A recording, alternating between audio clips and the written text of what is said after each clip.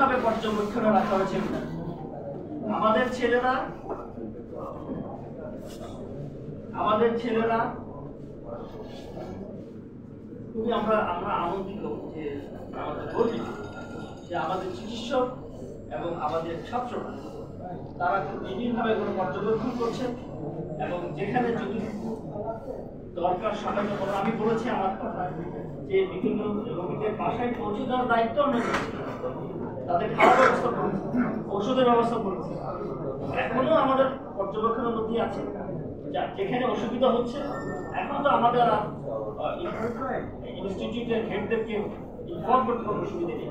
আমরা যথাযথ জায়গায় এগুলো ইনফর্ম করছি, বিশেষ করে নিকটে ঢাকা মেডিকেল কলেজে।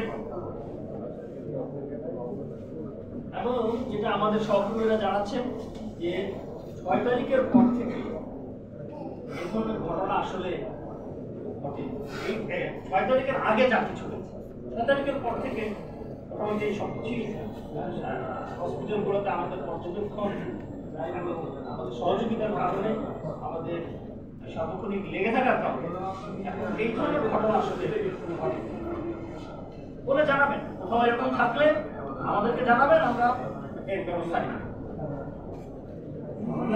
আহতদের তালিকা করা হয়েছে, নিহতদের তালিকা করা হয়েছে আমাদের পক্ষ থেকে। আপনারা জানেন আন্তর্জাতিক তদন্ত সংস্থার পক্ষ থেকে বিভিন্ন হসপিটালে অবস্থান পর্যন্ত সব জায়গায় এগুলো তালিকা চাওয়া হয়েছে, আমরাও তালিকা সরবরাহ করছি। আমরা বিনা পয়সায় চিকিৎসা দিয়েছি।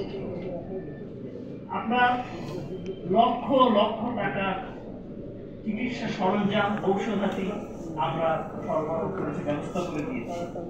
আমরা আমাদের সামর্থ্যে সম্ভবত সবটুকুই আমরা করার চেষ্টা করেছি, কারণ আমরা বুঝতে পারছিলাম যে এটা রাইট টাইম যখন ওনারা আমাদের জন্য যে সৌভাগ্যের সুযোগ করে দিয়েছে সেটা কাজে লাগানো।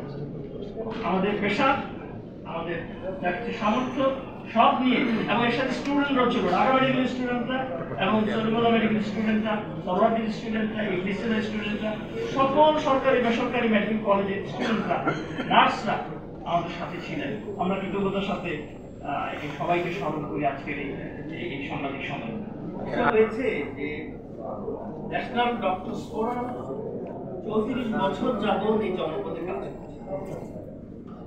আমাদের পরোক্ষ প্রত্যক্ষ পরিচালনায় এদেশের অসংখ্য চিকিৎসা কাঠামো তৈরি হয়েছে। আমরা সেখানে নিরবচ্ছিন্নভাবে আমাদের কাজ চালিয়ে যাচ্ছি।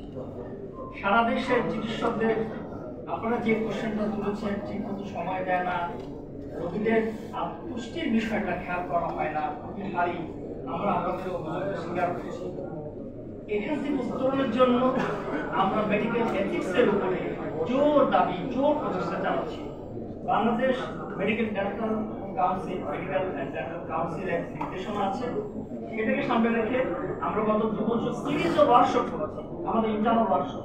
সেটা পরে আমরা মেডিকেল এথিক্সে একটা গ্লিমস তৈরি করেছি, যেটা এই মুহূর্তে আমাদের দেশের চিকিৎসকদের সবচেয়ে জরুরিভাবে বাস্তবায়ন করা দরকার।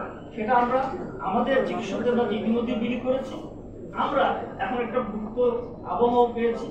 আমরা ইনশাআল্লাহ এই দেশের চিকিৎসকের কাছে তাদের মোটিভেশনের জন্য, জনগণের যেটা দাবি সেটা বোঝানোর জন্য, তাদের সেটা তৈরি হওয়ার জন্য আমরা চেষ্টা চালিয়ে যাচ্ছি এবং যাবো।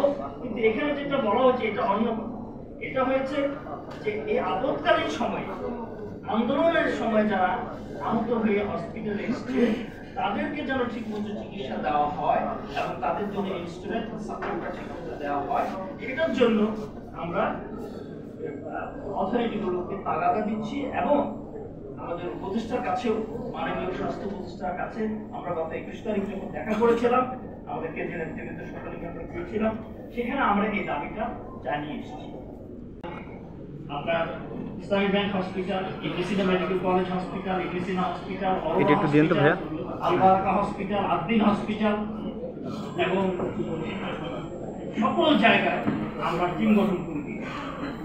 আমাদের প্রত্যেকটা জায়গায় আমাদের চিকিৎসকরা এবং হেলথ কেয়ার প্রোভাইডার সকলের সম্মিলিতভাবে আমরা টিম গঠন করেছি। এগুলো সেন্ট্রালি কোঅর্ডিনেট করা হয়েছে। Hundreds of doctors and health workers এবং তারা দিন রাত পরিশ্রম করেছে দিন রাত পরিশ্রম করেছে। আমাদের কমান্ড সেন্টার ক্রিয়েট করেছি, সেখানে আমাদের দায়িত্বশীলের রাত জেগে এগুলোকে কোঅর্ডিনেট করেছে।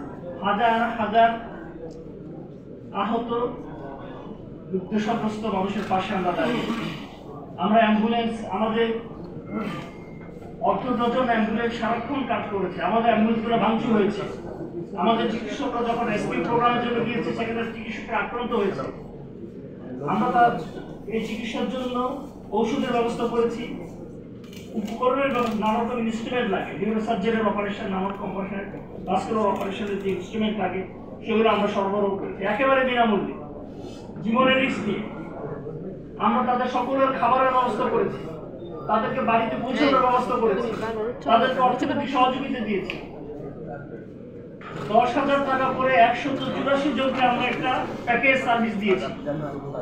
এবং আপনারা জেনে খুশি হবেন, এবং আপনাদের কৃতজ্ঞতা প্রকাশ করি, আপনারা আমাদেরকে সহযোগিতা করেন। নামে বেনামে আপনারা আমাদের সাথে কানেক্টেড ছিলেন এবং আপনারা আমাদেরকে নানা রকম ইনফরমেশন দিয়ে আমাদেরকে সহযোগিতা করেছেন।